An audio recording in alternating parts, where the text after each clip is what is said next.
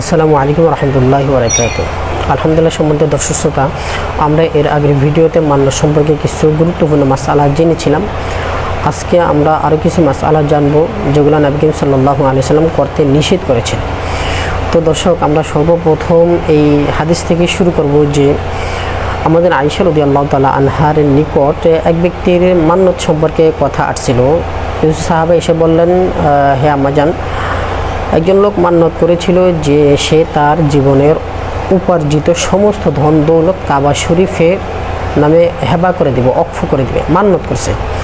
তার যদি এই সমস্যা বা এই বালা মুসিবত, একটি জিনিসের কথা সে বলেছিল যে তার এরকম কাজ যদি পুরো হয়ে যায় তাহলে সে সমস্ত ধন দৌলত কাবা শরীফের নামে পুরা করে দেবে, মক্কা শরীফের নামে দিয়ে দিবে, মান্নত করেছিল।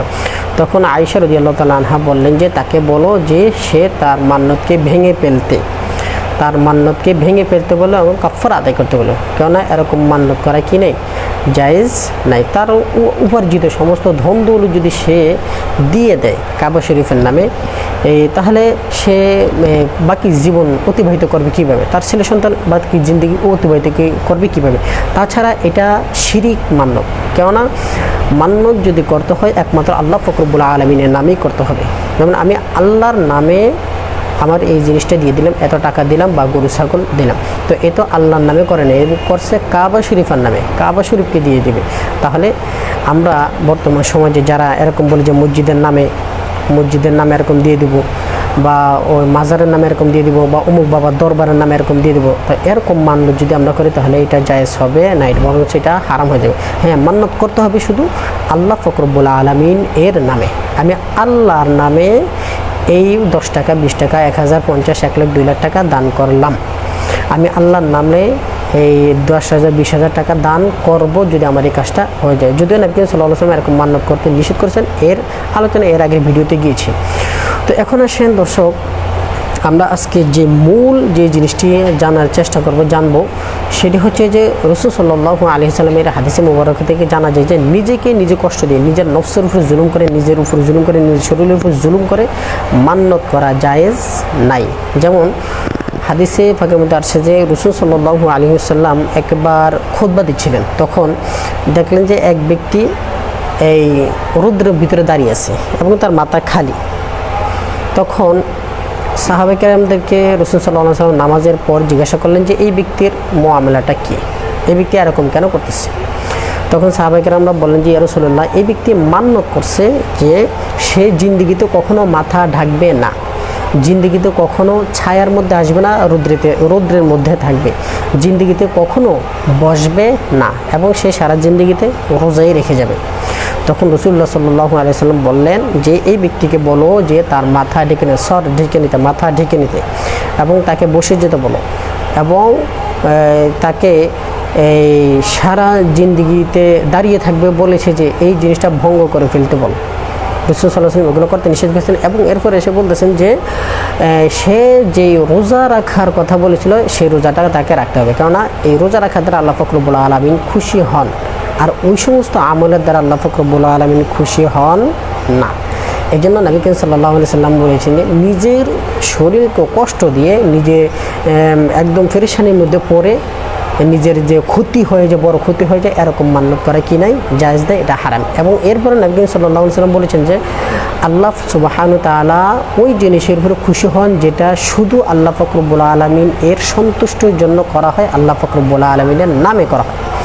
তো দেখেন, রৌদ্রেতে দাঁড়িয়ে থাকা সারা জিন্দেগি, বা মাথায় কিছু না দেওয়া, টুপি ইত্যাদি না পরা শীতের মৌসুমে, বা এই জীবনে বসবে না এরকম প্রতিজ্ঞা করা, মানুষের কষ্ট হয়ে যায়। এই সমস্ত জিনিসগুলো, এত কষ্ট পেরেশানি এগুলো করুক, এটা তো আল্লাহ পাক রব্বুল আলামিন অবশ্যই চান না। এটা আল্লাহ পাক রব্বুল কখনই চান না যে আমার বান্দা এরকম হোক, এরকম কষ্ট করে এরকম থাকুক। যদি চাইতেন তাহলে তো সারা জিন্দেগি রোদ দিয়ে রাখতেন, ছায়ার কোনো ব্যবস্থা থাকতো না, ছায়ার কোনো ব্যবস্থা করতো না। যাই হোক, এই আল্লাহ পাক রব্বুল আলামিন নিজের আমার নফসকে, শরীরকে কষ্ট দিয়ে মান্নত করা কি নেই, জায়েজ নেই। এরকমভাবে আরেকটি রাওয়ায়াত থেকে দেখা যায় যে এক ব্যক্তি, এই বৃদ্ধ লোক, ওই ব্যক্তি নিয়ত করেছে যে পায়ে হেঁটে হেঁটে সেই সফর করে হজ করবে, মদিনা থেকে পায়ে হেঁটে হেঁটে তারপর মক্কায় গিয়ে তারপর হজ করবে, এটা মান্নত করেছিল। সে যখন হাঁটতেছে যাইতেছে বৃদ্ধ লোক। তখন নবী করিম সাল্লাল্লাহু আলাইহি ওয়াসাল্লাম যখন দেখলেন, জিজ্ঞাসা করলেন যে কী অবস্থা, কেন এরকম করতেছে, কী ব্যাপার, হেঁটে কেন যাচ্ছে, সাওয়ারি কোথায়? তখন সাহাবায়ে কেরামরা বললেন, ইয়া রাসূলুল্লাহ, এই বৃদ্ধ লোক, এই শেখ, ইনি নিয়ত করেছিল যে পায়ে হেঁটে হেঁটে তাওয়াফ করতে যাবে, অর্থাৎ হজ করতে যাবে। তখন রাসূল সাল্লাল্লাহু আলাইহি ওয়াসাল্লাম বললেন যে এই ব্যক্তিকে বলো সাওয়ারিতে উঠে যেতে, এই ব্যক্তিকে সাওয়ারি হয়ে সাওয়ারির পিঠে করে হজ করতে যেতে বলো। এরকম মান্যত আল্লাহ ফাকর পছন্দ করেন না। এটার মধ্যে আল্লাহ ফাকর বলানোর কোনো খুশি নেই। নিজের নফসকে কষ্ট দিয়ে, নিজের শরীরকে কষ্ট দিয়ে মান্যত করে, এটাকে আল্লাহ ফাকর আলামিন পছন্দ করেন না। যে আরেকটি রাওয়ায়াত এরকম আছে যে একজন মহিলা ব্যক্তি, এই মহিলা লোক, সেও এরকম নিয়ত করেছিল যে পায়ে হেঁটে গিয়ে হজ করবেন। তখন নবী করিম সাল্লাল্লাহু আলাইহি ওয়াসাল্লাম সাহাবায়ে কেরামদেরকে হুকুম করলেন যে একেও সাওয়ারের উপরে বসাইয়া দাও। তাহলে দেখেন রাসূল সাল্লাল্লাহু আলাইহি ওয়াসাল্লাম এরকম মান্যত করতে নিষেধ করেছেন, যে হাদিসের দ্বারা আমরা বুঝলাম, জানলাম যে মান্যতের দ্বারা আমাদের কষ্ট হয়, আমাদের শরীরের কষ্ট হয়, আমাদের ধন দৌলত নষ্ট হয়ে যায়। যে আমাদের আয়েশা রাদিয়াল্লাহু তাআলা আনহার হাদিসটা যেটি বললাম, যে আপনি এরকম মান্যত করতে পারবেন না যেরকম মান্যতের দ্বারা আপনার বড় ক্ষতি হয়ে যায়, বড় নোকসান হয়ে যায়। 1 লাখ টাকা, 20 লাখ টাকা মারলাম, 1000 রাকাত নফল নামাজ পড়বো, 20,000 রাকাত নফল নামাজ পড়বো, বা 3 বছর লাগাতার রোজা রাখবো, এই সমস্ত মান্যত এগুলো করা নাজায়েজ এবং হারাম, এগুলো করতে নিষেধ করছেন।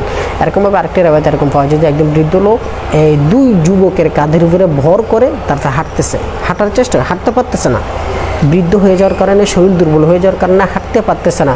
তার 2 ছেলে কাঁধের উপরে ভর করে সে হাঁটার চেষ্টা করতেছে এবং বালুতে পায়ের দাগ, নিশান পড়ে যেতেছে, মানে হাঁটতে পারতেছে না, শিশরে লেলে পা মাটির সাথে টেনে হিসড়ে এরকম হাঁটার চেষ্টা করতেছে। নবী করিম সাল্লাল্লাহু আলাইহি ওয়াসাল্লাম সাহাবায়ে কেরামদেরকে জিজ্ঞাসা করলেন, যে তখন সাহাবায়ে কেরামরা বললেন যে এই ব্যক্তি, এই শেখ, এই বৃদ্ধ লোক মান্যত করেছে যে সে, তার যদি এই কাজটা পুরো হয়ে যায়, এই কাজটা যদি সফল হয়ে যায়, তাহলে সে হাঁটবে। সে হাঁটতে পারে না, সে হাঁটবে, হাঁটার চেষ্টা করবে, হাঁটবে, এরকম মান্যত করেছিল। তখন নবী করিম সাল্লাল্লাহু আলাইহি ওয়াসাল্লাম বললেন যে তাকে বলো তার মান্যত ভেঙে ফেলতে, মান্যত ভঙ্গ করে ফেলতে বলো, কারণ এরকম মান্যত করা আল্লাহ ফাকর পছন্দ করেন না, এরকম মান্যত করা জায়েজ নাই। তো মান্যত ভঙ্গ করলে কি কাফারা, মান্যত ভঙ্গ করলে আমাদের আপনার কি করণীয়, এটা ইনশাআল্লাহ এর পরবর্তী ভিডিওতে আলোচনা করব। ততক্ষণ মধ্যে সকলে ভালো থাকবেন, সুস্থ থাকবেন। আসসালামু আলাইকুম ওয়া রাহমাতুল্লাহি ওয়া বারাকাতুহু।